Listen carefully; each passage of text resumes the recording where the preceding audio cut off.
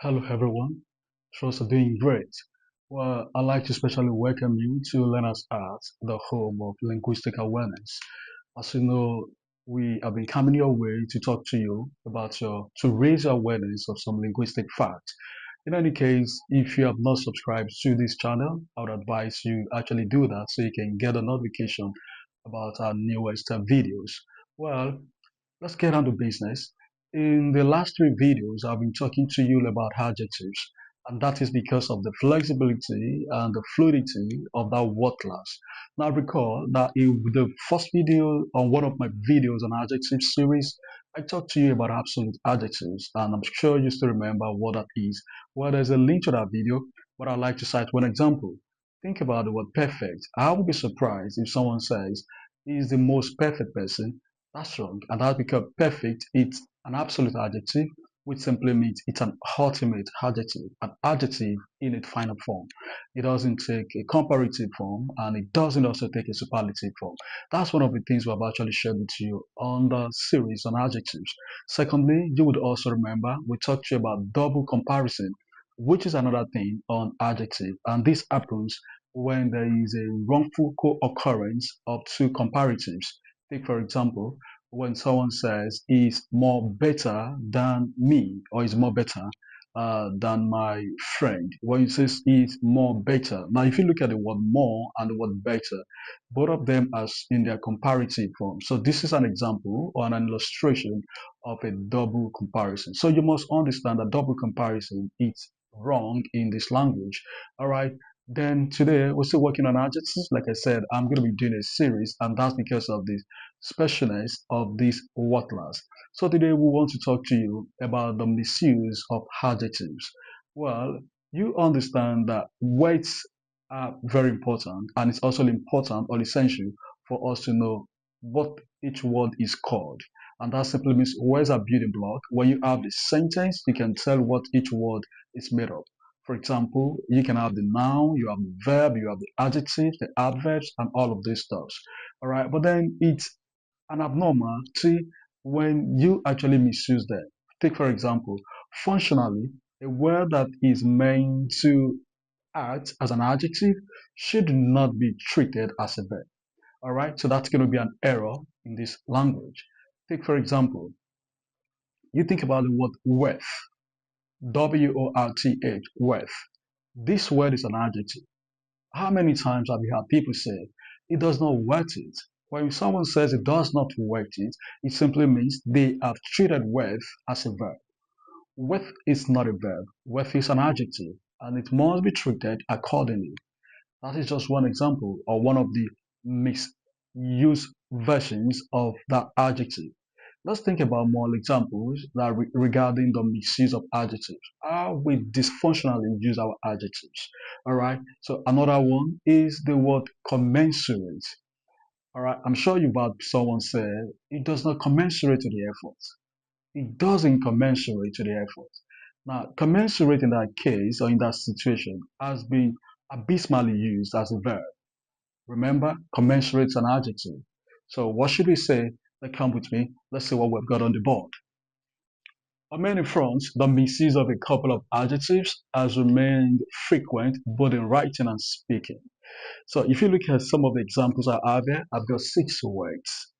Choleric, destitute, talkative, mediocre, commensurate, worth. You see, these six words are actually adjectives and they must be treated as such, which means it is a linguistic abnormality to treat them otherwise. Now, let's see what is common. What we get to see is the word choleric being treated as a noun. Take, for example, we could say Mr. Sam is a choleric. So when someone says Mr. Sam is a choleric, you see, this is actually wrong. And that's because choleric has been treated as a noun. Choleric is an adjective and it should be used adjectively. A word, and that's the reason for parts of speech. When you recognize a part of speech, it means that you are empowered to use them accordingly, use them purposefully. All right, let's look at another example. Look at this word destitute. How many times have you heard people say something like, Oh, give these to the destitute. Give these to the destitute. All right, so I'm going to add an S to my destitute. Give this to the destitute. This come with an S. It's wrong. Remember, it is not part of an adjective to be pluralized. Adjectives are not pluralizable. So there is no point adding an S to this, even when you're talking about millions of destitute, thousands of destitute, hundreds of destitute. It's still not going to come with an S, so this S should go. All right, so we can give this to the destitute because the word destitute is an adjective. All right, to add an S to the back of that, he makes it wrong. Another example is talkative. All right. So I think I remember some times ago when I was having a conversation with a female friend. All right. She said, "Oh, you know what? Your friend is a talkative. Your friend is a talkative." So what's the problem there? Talkative is an adjective. But here, that young lady, well intended, has just used the word wrongly. She has just treated talkative as a noun. Your friend is a talkative. Of course, you do know that's wrong now. All right. So I'm going to write out on the board very quickly. Your friend is a talkative. Your friend is a talkative. All right. So when you say your friend is a talkative, so look at this is wrong because of this. All right. Because talkative, it's an adjective and it must be accorded that purpose or that respect. All right. Okay. Mediocre is another one. All right. And that simply means to be performing below average when one is not intelligent, all right, so we can say they are mediocre. But we wouldn't say, oh, you know what, Mr. Smith is a mediocre. That's wrong because you just treated mediocre as a noun. All right, so I think the same logic applies to them all. All these ways are adjectives. Please do not treat them as nouns. Let's look at some of the recommendations or perhaps how to say them correctly. Is choleric, is choleric, not he is a choleric. Is choleric. We care for the destitute. We care for the destitute. Do not have an S. Destitute is it's an adjective. I beg your pardon. Do not say we care for the destitute. Please do not say that. All right. She is a talkative. Don't say that. She is talkative. Talkative is an adjective. She is talkative. I'm not mediocre. That makes sense because mediocre is an adjective. Please do not say, I am not a mediocre. Don't say that, please. It is not commensurate to the label. All right? That's what you say. It is not commensurate. Because your is a link in there, introducing an adjective, it is not commensurate to label. That's fine. Please do not say it does not commensurate.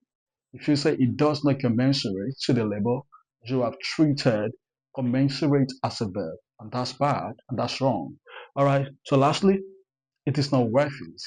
All right. It is not worth it. So you're wrong to say it does not worth it. When you say it does not worth it, it means you have treated worth as a verb. All right. So good afternoon, ladies and gentlemen. I hope we've had a wonderful section. All right. So I'm going to see you in my next class. Thank you.